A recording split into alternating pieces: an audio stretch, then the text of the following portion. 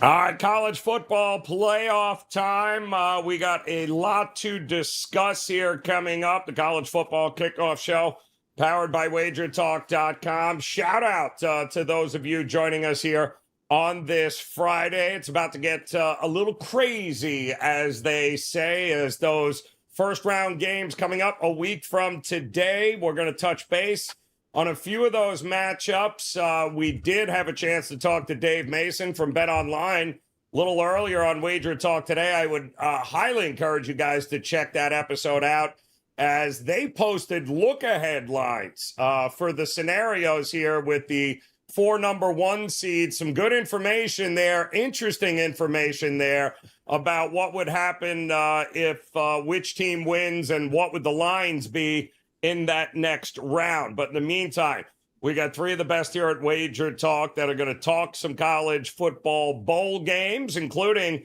big game tomorrow between Army and Navy, as we welcome in the man who refuses to lose, Ross Benjamin in the house. Bryan, Leonard, ready to go. Cat in arms, I believe. Cat's got a lot to say today, so we're also going to check in with her.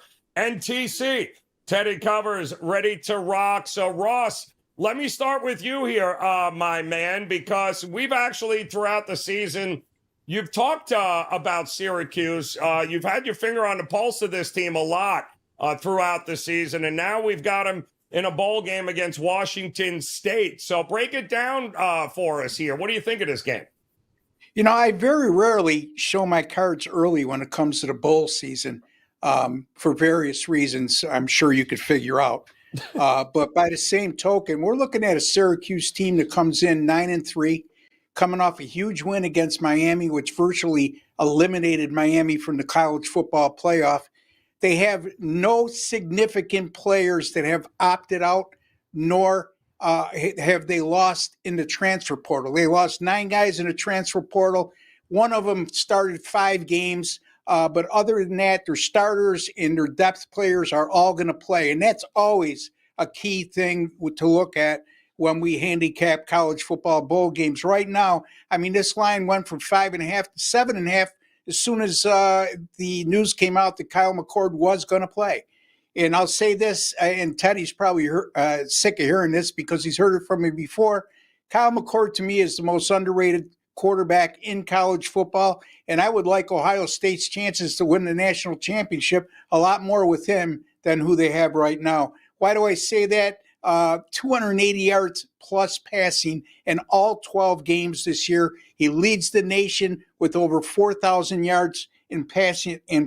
So in Syracuse, you look at their schedule, they had some nice wins this year. Not only did they knock off Miami, they also beat UNLV, who's nationally ranked, on the road. They also beat a pretty good Georgia Tech team that's a lot better than their 7-5 record indicates. Remember, that's a Georgia Tech team that took Georgia to 8 overtimes and also beat Clemson, 2 teams that are participant in the playoffs. And also the fact that this is a team that really could rack up a lot of offense. They're very talented. Washington State, on the other hand, look, considering the hand they were dealt, and they've had a great year. They started out the season 8-1. Their only loss in that sequence came at Boise State by 21 points. But what bothers me here, Joe, going into this bowl game, they finished the season 0-3 straight up in ATS. All 3 losses against losing teams, all 3 losses as a double-digit favorite. So they don't exactly come into this matchup with a lot of momentum. So I am going to lay to 7.5. I'd love to get a 7 here, but 7. I'm not going to let the 7.5 bother me. I'm pretty confident this is a play I'm going to use as a pick for my clients. So you're getting the benefit of getting it here right now today. Syracuse minus 7.5 over Washington State. Yeah, I mean, to your point there, Ross, I'm looking, they lost to New Mexico by 3. They lost to Oregon State by 3. They lost to Wyoming by 1. My goodness, the head games that must be happening right now with Washington State is absolutely crazy here. So Syracuse, Washington State, the 27th of December is what we are looking there. 8 o'clock at Snapdragon Stadium there, I believe, in beautiful San Diego. So bowl game number 1 here on the show, up and ready to roll. Let's talk about another one coming up rather quickly tomorrow night, 9 o'clock Eastern time, as Bryan, Leonard, South Alabama, taking on Western Michigan. I guess the big news here, Bryan, is what? South Alabama's quarterback coming back next year. You never know. I guess maybe that's a positive these days because you never know who's going to be there week to week. Western Michigan, maybe not as concrete as far as who's there, who's not there. Looks like the money has been coming in on South Alabama. Do you agree with that? Is there any value the other way in this one? Actually, I think it opened at 11, and it's been bet down to 8. So the money's been coming in on the dog. And I can understand that, being that it's a situation where underdogs have done very well in the early games. But I'm fading this line move. I don't like it. I don't understand it. When I take a look at this, I clearly see that one team is better than the other. South Alabama's down to 7.5, 8 now, and I'm a buyer at that number. I made this line 11. So I'm fading the line move. And South Alabama, a team that averages just short of 35 points per game, but you really should throw out that 87-10 win over Northwestern State, which will really drop those offensive numbers. But speaking of the offense, they've started to pick it up near the end of the season. The last few games, they scored 38, 35, 24, 30, and 46 points the last 5 games. So they're coming into their own offensively. They've got a terrific running game that averages 5.64 yards per carry. Defensively, they've only allowed 17 passing touchdowns while intercepting 15 passes.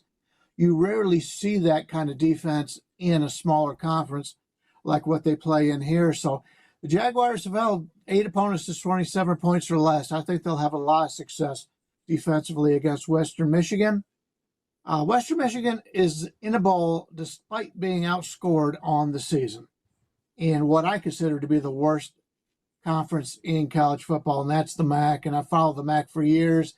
They just have not been very good. And in fact, they have not done well for the most part in bowl games. So I like to fade them. The Broncos needed a victory in their regular season finale to become bowl eligible. They only own 2 road wins on the season, at Ball State and Buffalo, teams that I have ranked 126th and 106th in the country. Western's had far better bowl teams than this one over the years. And as I mentioned, the early bowl games tend to be underdog heavy, but I don't want any part of this Western Michigan team. I will lay what I consider the bargain price with South Alabama. Hey, we may end up seeing this get down to 7. That'd be even better. But I want no part of the MAC in this early game. Yeah, it's interesting here. Question marks surrounding South Alabama quarterback, which running backs are playing, couple of guys in the transfer portal there. Teddy, I know you looked at this game too. What was the big love you think with Western Michigan in the marketplace early on here? Just too many question marks for the market to lay that kind of number? So the betting markets don't love teams like South Alabama in bowl games laying double digits. And we just saw, I mean, it got hit right from the open and got bet all the way down to 7. And then from the 7, we've seen the money start coming for South Alabama, 7.5 and 8 that we're seeing right now. So, I mean, really, that was probably one group off the opener. I'm not going to call it a broad move towards Western Michigan. It was just they're like, hey, South Alabama's not a double-digit favorite, which is probably true. And the markets are holding, saying South Alabama's not a double-digit favorite, which, of course, doesn't mean they can't win by doubles tonight. Or tomorrow night. Amen to that. Tomorrow night should be a good one there as we're kicking off bowl season. And I mean, you always, this time of year, Teddy, there are trends and then there's Army-Navy. And this is one hell of a game, man. One that usually lands well below 40 points. It seems to me like that seems to be the biggest discretion. We talked with our friends at the Westgate during the week, Art the Caesar and company. It seems to be a battle. It goes up, it goes down. It's being bet up, it's being bet down. It's being bet up, it's being bet down. Where do you land on this game coming up here tomorrow as far as a total or even a side goes? So, and we talk about why it's getting bet up. It's getting bet up because it looks like Blake Corbett's going to play for Navy. They're starting quarterback. And every time you see a starting quarterback that's likely to play, you'll usually see over money that correlates with that. That being said, if there's ever a no-brainer bet, Army Navy is a no-brainer bet. This is all I'm going to do for my analysis. I mean, I could do this analysis in 1 minute. But let's just start with this. These are the final scores of the last 10 games between Army and Navy. They play every year this weekend. 17-11, 20-17 double OT, 17-13, 15-0, 31-7, 17-10, 14-13, 21-17, 21-17 again, and 17-10. Okay. In none of the last 8 meetings have they gotten above 38 points. In none of the last 8 meetings have they gotten to combined 600 yards. You look at the yardage totals, 284 to 153, 278 to 232, 117 to 162, 396 to 148. You're not seeing any game where the two offenses are marching up and down the field. And that makes perfect sense. Why? They both play the same style. It's a unique style. When you talk about option football, not a lot of teams play it. So when these two teams face opponents in regular season, everyone's got to prep for it. When you're facing these two teams are facing one another, it's not the same defensive challenge.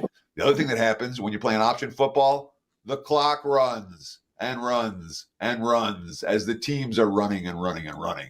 You know, clock doesn't stop for first downs. Clock doesn't stop for out of bounds outside of 5 minutes. All this stuff bodes well for long, slow, methodical drives that end in field goals. Yeah. This is, in my mind, as no-brainer as it gets. All right. I'm not trying to handicap the side. I'm not trying to do anything that hasn't been done before. We're riding the prevailing trend between these two teams, and it's a trend that makes sense. It's cashing because it makes sense. Under 39 is the way we're going to look in this one. That's the only choice that I've got for Army Navy, and it's I can't imagine trying to bet it the other way. Yeah, I can't see any. Everyone's been making a lot of the passing offenses here, but if you consider 8 passes a lot of game, that's basically what you've gotten from Army this year. So they continue to do the things on the ground, Teddy, and run the ball, and this means so much to these two teams. And the only thing they can agree on is they're laughing at Air Force right now, but we'll see how long that continues there, as Army Navy are going to be a big focus tomorrow as we get ready, of course, next week for the college football playoff here. And we've got a ton of bowl games coming up, and right now the opportunity to partner up with Ross Benjamin or Bryan Leonard or Teddy Covers for just $149. I would suggest you take advantage of it, guys, because these three have been the best when it comes to bowl season here. All three guys extremely profitable over the years at this time, and to be able to get an all-access package and never miss a bowl game right through the national championship, pretty good deal for $149 right now. All three of these guys will tell you what they have locked and loaded already coming up, but I do want to start with a couple of roundtable questions from the chat room regarding these playoff games that are coming up. And Ross, I'll start with you because, boy, oh boy, are there seems to be an awful lot of public favorite teams here. I don't think a lot of people, maybe you don't follow college football, even know what the hell SMU is. But yet here they are taking on a team everybody knows in the public darlings in Penn State. So interesting matchup, not one that we're used to getting, but yet both of these teams have qualified to play for a national championship. Which one advances, do you think? I think Penn State advances, but I don't know if they're going to cover. I just think, I don't know if this is going to be too big for SMU. And why I say that is, look, they're going into a cold weather environment, number one. They are going to be playing before 100,000 fans in Happy Valley, one of the toughest environments to play in all of college football. And I don't know how they're going to react because we haven't seen them have to react in these types of situations. Playing in Charlotte in the ACC championship game against Clemson. It's a hell of a lot different than going on the road and playing before a biased audience of over 100,000 fans. So, I mean, I would say Penn State, I like them to advance. I'm more of the opinion that I might have a small lean right now toward the over in this game, although both teams have very good defensive numbers. I think SMU could score on anybody. They showed that last week against Clemson. And Penn State, when they, again, SMU's defense is statistically good, but they haven't played the caliber opponent they're about to face on Saturday, or if they advance in the rest of the college football playoffs. So we'll see. Yeah, it's it. Well, I mean, we've heard Bryan all year long about Coach Franklin. Oh, his record against top 5 teams is it's terrible. Well, I guess the good news is SMU is not a top 5 team, but I'm not quite sure that that's going to mean anything here. But what do you think? Do we trust Penn State? And we know he watches the scoreboard and knows the spread. What do you think happens in this one? I think I learned my lesson in the last game when Teddy and I went head to head on this one. They just every time the game got close and you thought they had a chance, then they would give up another score. I don't want any part of Penn State here. I only made the line 6, so I lean with SMU here. The Mustangs have 2 losses on the season versus BYU and Clemson by a combined 6 points. They've been in every game they played. Those were the only 2 ranked teams that they faced, unfortunately, but they've outscored the opposition by 17.7 points per game on the season, despite breaking even in turnovers. That tells you a lot. That means that they didn't win because of their turnovers. They were able to win despite not getting the turnover advantage, and that's something I always take a look at. Penn State outscored their opponents by a similar 17.2 points per game. They did face the 3 ranked teams. They did beat Illinois by 14 and lost to Ohio State by 7 and Oregon by 8.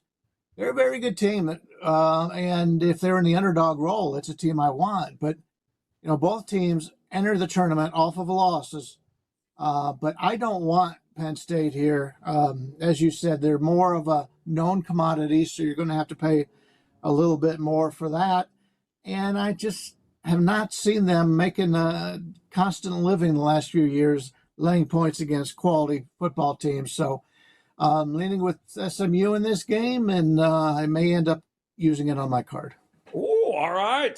Teddy, let me ask you, because we talked to Dave Mason on Wager Talk today earlier, and he gave me the look-ahead line. Penn State, if they advance, would lay 11.5 against Boise State. SMU would lay 6.5 against Boise State. I keep hearing, Teddy, how, Boise State, this is ridiculous. What an easy path for Penn State. I don't know that it's going to be all that easy. And how do you look at these this matchup the way we do, like almost a March Madness type of bracket here? What are we going to get here in this first game between them? So it's important to note, this is not a March Madness bracket. The number 1 seeds in college basketball tend to be the 4 best teams in the country. Certainly, You're not going to see a team that's not a number 1 seed or a number 2 seed in college basketball. You can make any case for being the best team in the country. Whereas here in bowl season, with the playoffs, the top 4 seeds are a little bit more randomized. All right. Arizona State, on paper, is not one of the top 4 teams in the country. Neither is Boise. In fact, when we look at power numbers, neither one of them is a top 10 team in the country. Nonetheless, they are high seeds. They get the benefit, in theory, of which is completely different from the big dance in March. So the seeding here, I mean, in some ways, I find it much less meaningful. I'm with you. No matter what path any of these teams take to a title, you're going to have to go through some quality competition. All right.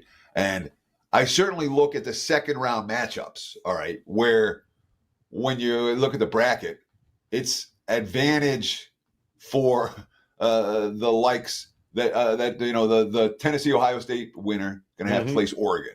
Right. Oops. Yep. Whereas Clemson Texas winner gets Arizona State. Huge edge for Clemson Texas winner. Similarly, in the other matchup, Notre Dame Indiana versus Georgia, that could be a pick'em type game. Whereas, as you mentioned, doesn't matter if it's SMU or Penn State, Boise State's going to be a pretty big dog. So there's a significant disparity, power rating wise, between the top 2 seeds and the bottom 2 seeds of the top 4, and that'll play out on the field. That being said, I wouldn't sell Boise State short.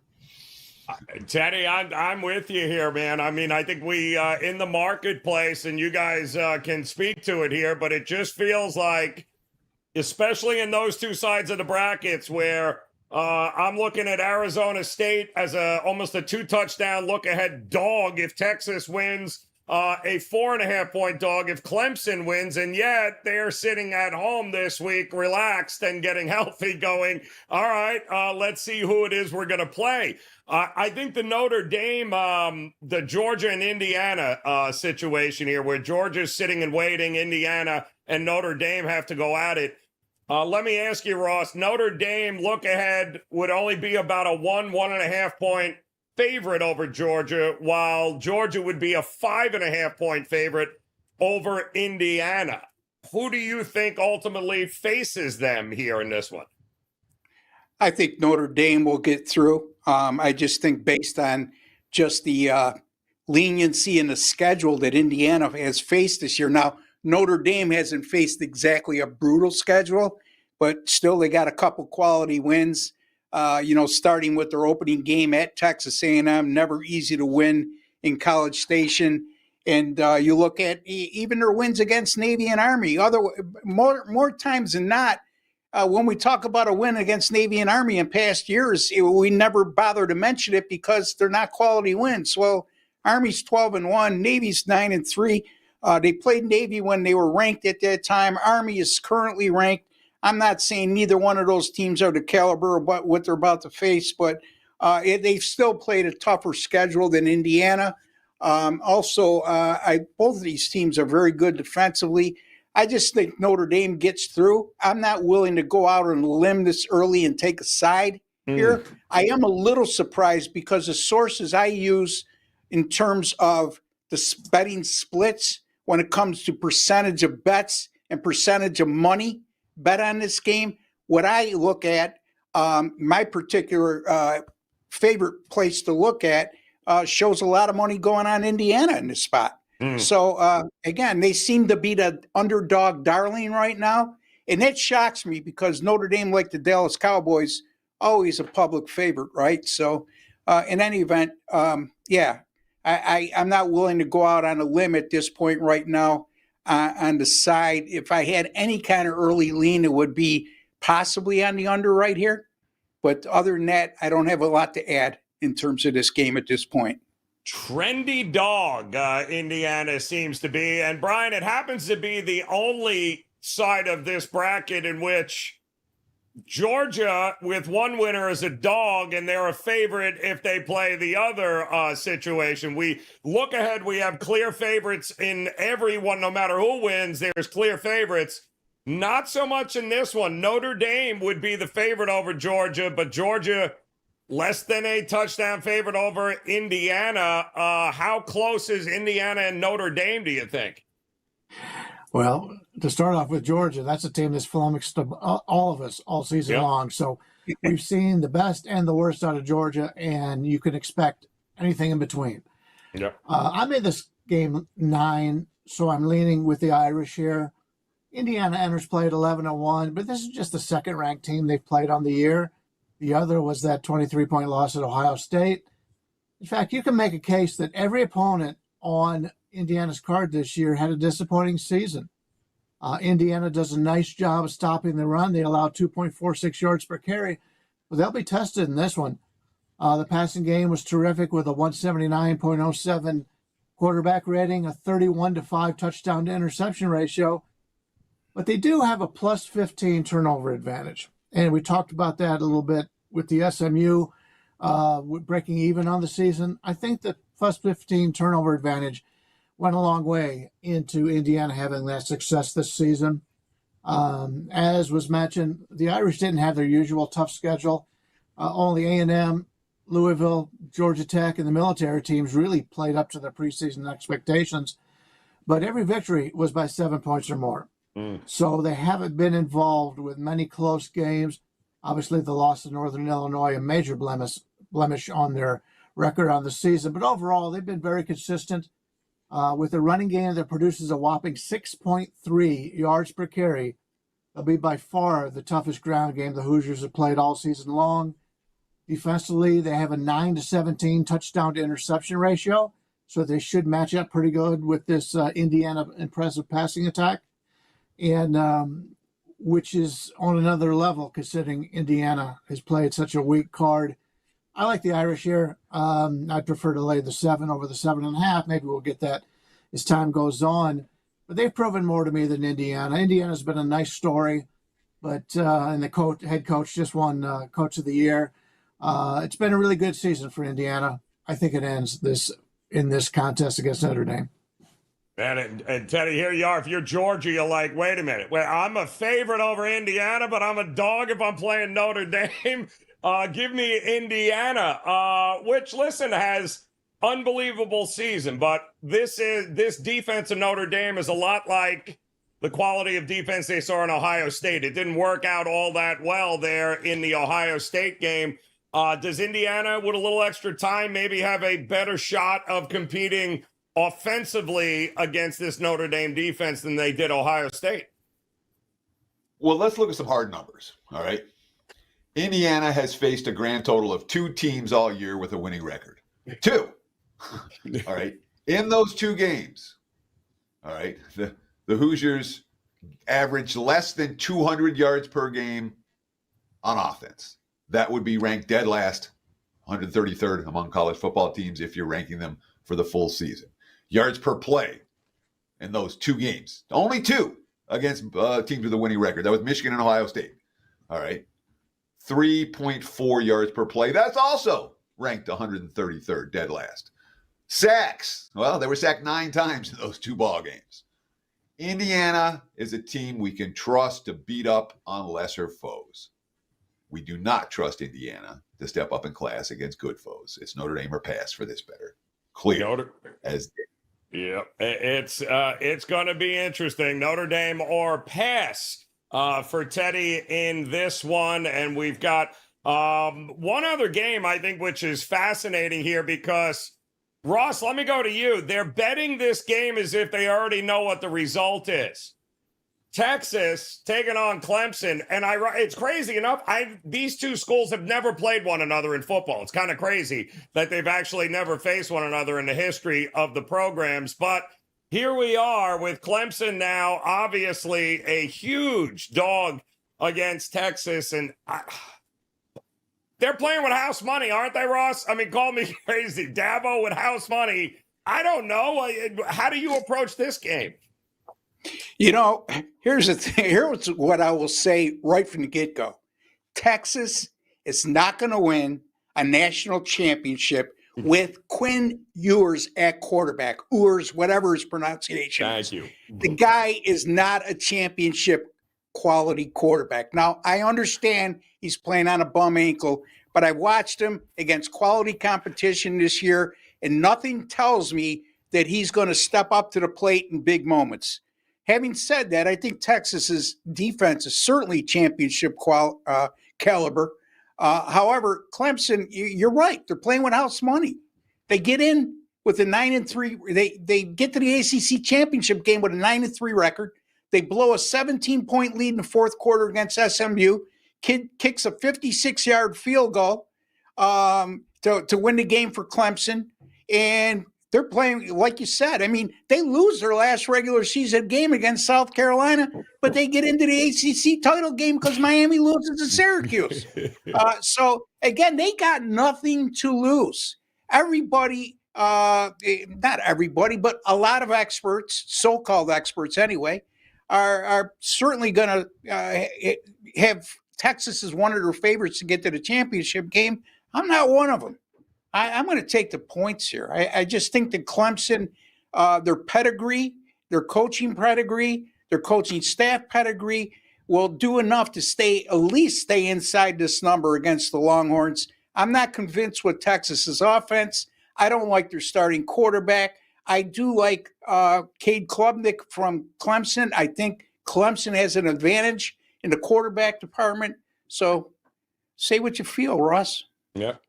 I know exactly what you're saying, Ross. Trust me, I hear you. You and I are on the same page. And it's crazy enough that these two quarterbacks, by the way, battled each other in the Texas State Championship in high school, too, as well. So both Klubnik and Quinn Ewers go way back. And yet there's a Manning on that roster that's sitting there. For what reason, I have no idea. I'm with you there. Bryan, Leonard, let me ask you here. Does a team, they say I'd rather be lucky than good. Is Clemson lucky? Are they good? Are they, are they good enough to stay within this number? I mean, what do you do when a team just seems to get everything going their way? Yeah, I've watched all the Clemson games all season long. I've watched them probably the last decade. Wife's a big Clemson fan, relatives and all. Clemson's not very good this year. It's been a down season. They only faced 3 ranked teams on the year. Georgia, South Carolina, and SMU, and they were outscored by a combined 31 points in those 3 games. They only managed 17 points per game against Georgia, South Carolina, and SMU. I'm not a Klubnik fan. I thought he was going to be. I read all the press clippings when he was supposed to be coming to Clemson. Was very excited. I haven't seen anything. Last year he was terrible. This year he's better this year than he was last year, but still he's not a team that's going to lead a team to the Final Four.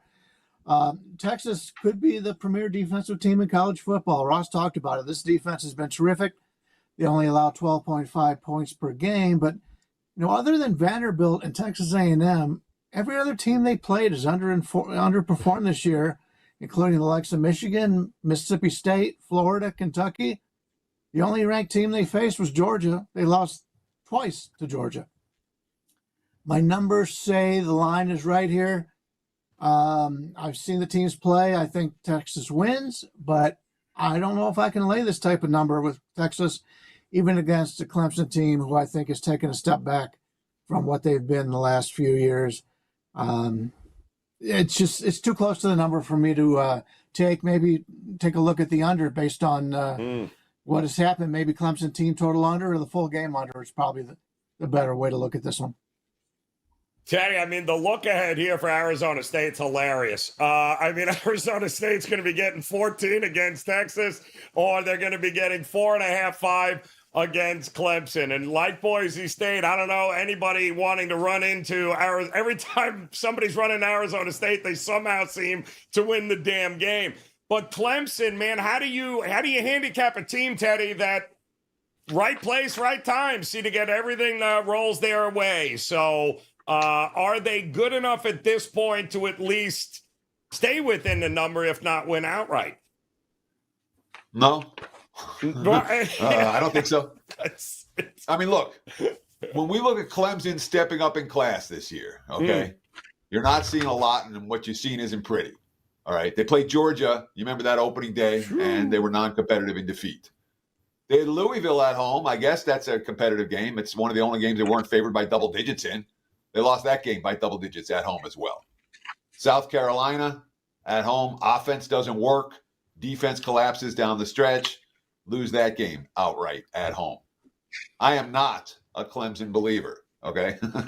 And I will most likely be advising my clients not to be Clemson believers either, for what that's worth.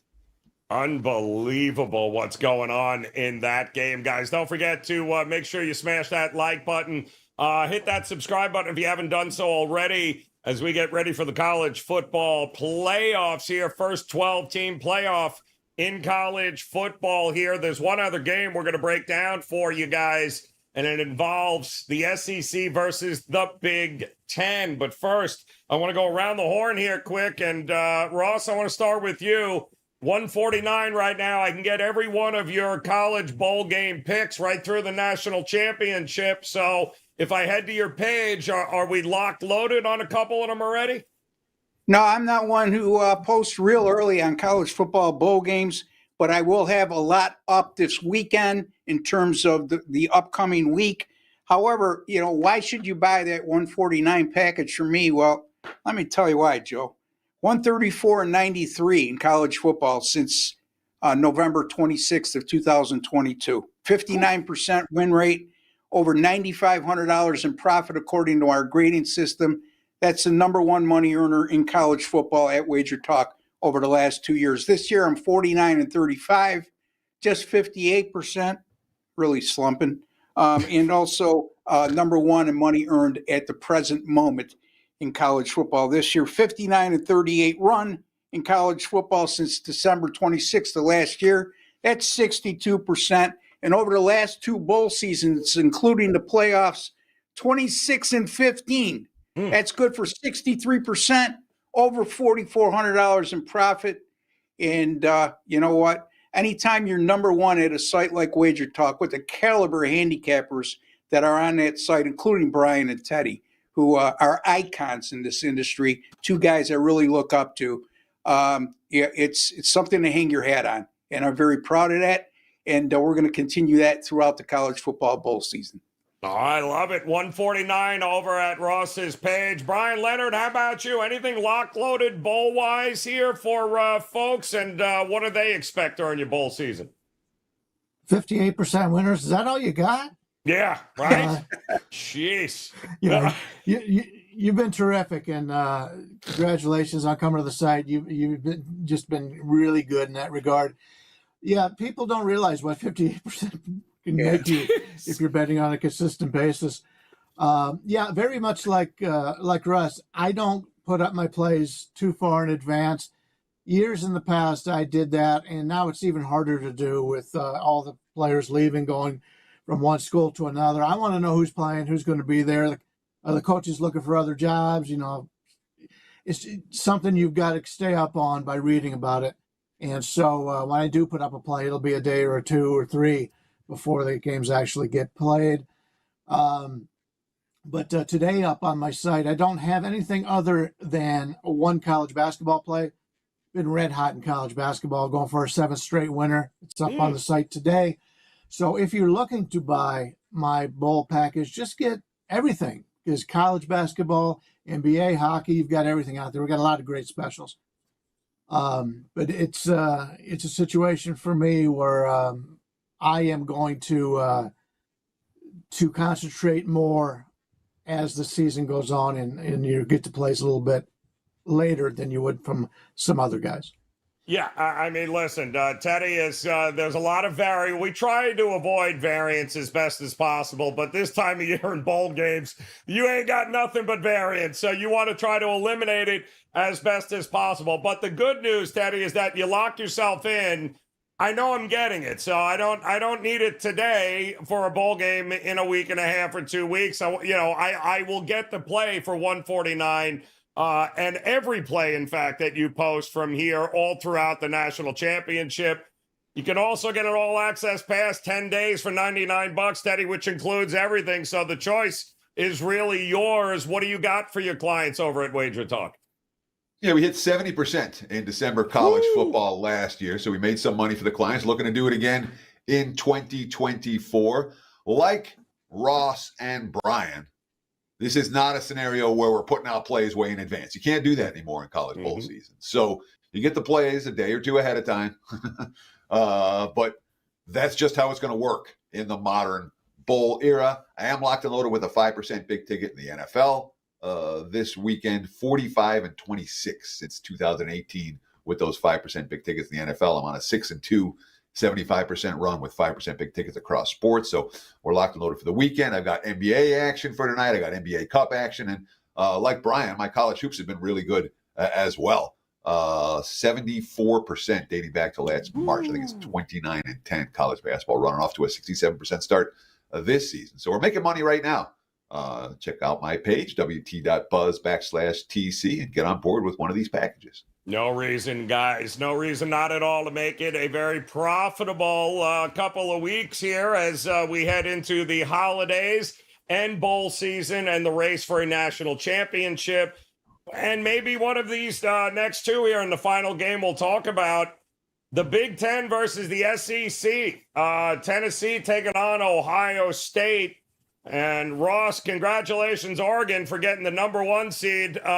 Because your ass gets to play either Ohio State again or Tennessee here. And the SEC is never going to be an easy out. And I'll say this, the look-ahead line for this game here, Oregon, a 1.5-point favorite versus Ohio State, a 4.5-point favorite against Tennessee. This is not as easy as I think Ohio State fans think it will be, or is it a matter of fact they're just going to roll the SEC in Tennessee and they want the rematch against Oregon? I don't know how any Ohio State fan would think this would be easy. All you have to do is look at the regular season finale against Michigan, who they just can't beat. Having said that, I look for more of a low-scoring affair here. You know, these defenses are both very good, and I think that they'll both will dominate this game. I don't think we're going to see the scoreboard light up too much. I just think these teams are going to play a close to the vest, right down to the wire type of contest. If I had an early lean, I would take the points in this situation. Tennessee's not going to be intimidated going to the shoe. Okay? It's not like SMU going to Penn State and playing before 100,000 people and something they've never been exposed to or used to. Tennessee plays before 100,000 people 7 times a year at home, you know? So I like a little bit of a lean toward the under early on here. All right, leaning towards the under. I'm kind of with you. That Tennessee defense is legit, and they have been all season long. Bryan, how about you, though, in this one? Will Howard, redemption tour, maybe? Are you worried about the look ahead, knowing, listen, they thought they'd be playing Oregon in the Big Ten championship, and boy, did they screw the pooch on that one. But they will have an opportunity if they win this game. What do you think this is ultimately going to come down to with these two teams? Yeah, I'm not too worried about the look ahead. They're in the playoffs, so that's not something that I think is going to come into it. This is just the 3rd ranked team the Volunteers have played this year, and they're playing the SEC. That's something you don't see very often. They beat Alabama 24-17, losing to Georgia 31-17. It was mentioned the defense. The defense has been outstanding. They allow just 13.9 points per game. Only Georgia and Vanderbilt surpassed 18 points against this defense. The offense put up 191 points combined the first 3 weeks. After that, it hasn't been nearly as effective when they're stepping up in class. The offense, which looked to be coming into the season, maybe a record-breaking offense, has struggled when they've played better teams.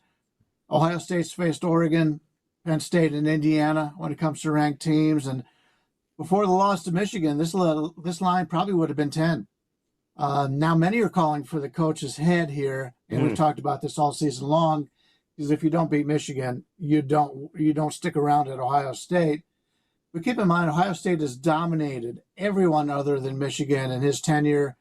But all the pressure is on Ohio State here. If Ohio State gets knocked out in the first round and loses to Michigan, say goodbye to that coach. He's gone. I made this line 7. It's about where I thought it was going to be. The under, if I was going to take a look at this game, the under seems to be the best way to approach it. I love it. Yep, I'm with you there. In agreement with Ross that the under would be the only look there. And Teddy, now that you're done betting the North Carolina win total up and over next year, oh, please don't even get me started with that. What do you think, Ohio State, Ryan? Does Tennessee come into this thing? Not a lot of pressure. You're a 7.5 point dog. Feels like all the pressure is on one side here still with Ohio State. It probably is. But again, we don't want to be too influenced by what we just saw in the last ball game. And yeah, Ohio State against Michigan had one of the dumbest game plans you'll ever see. All right. So let's not stretch the field. Let's let Michigan stack the box and let's hand the ball off again and again. I would expect it was a stupid game plan, and it cost them the game. Good news for my Wolverines. But other than that, it's certainly not a scenario in which Ohio State is not an offense we can trust. Their game plan was bad. Side-wise, I don't trust either of these two teams. I don't. But total-wise, I'm going to disagree with all three of you and make a case for the over in this ball game. And it starts with the fact that Ohio State, in their last game, had a really stupid game plan, and they only scored 10 points. So one would anticipate, one would think, a coach that's trying to keep his job in Ryan Day, a staff that's trying to keep their job. If Day goes, they're going to go. That we would see a more aggressive game plan this time. Take some shots downfield. It's not like they don't have a quarterback. It's not like they don't have playmakers at receiver. I would expect to see Ohio State taking shots. And both of these teams have playmakers. God, they can score on offense. They can score on defense. They can score on special teams. I see touchdowns. I see big plays. And I would expect points in this one. I like the over for Ohio State and Tennessee. I haven't seen a weather forecast yet. It's a little early for that still. But if the weather's fine, I may well get involved with this one as well. Yeah, just watch them try to hand off left, hand off right again. This is going to end up well for Ryan Day and company here. My goodness. All right, there you got it, guys. A little peek behind the curtain here of all of these big-time college playoff games. The first time 12 teams in college football, and you heard the guys, each and every one of them. They have a history of being extremely profitable this time of year in college football. Take advantage of that 149 deal right now. All access, every bowl pick through the national championship. Visit Ross Benjamin. Visit Bryan Leonard, of course. Visit Teddy Covers. Make sure you smash that like button for us. Make sure you give us that thumbs up. And, of course, subscribe if you haven't done so already. We've got you covered now through the national championship here on WagerTalk TV. We'll have much more as it progresses next week here. And then, of course, heading into the holidays, boy, oh boy, there'll be a lot to discuss. But in the meantime, we appreciate Ross, Bryan, and Teddy. We appreciate you guys stopping by. Get ready. NBA tip-off show coming your way in about 10 minutes. Loaded slate there tonight. We'll have you covered with some best bets and an Andy Lang same game parlay. It's coming up here, guys. Best of luck. Enjoy the weekend. We'll see you again next week.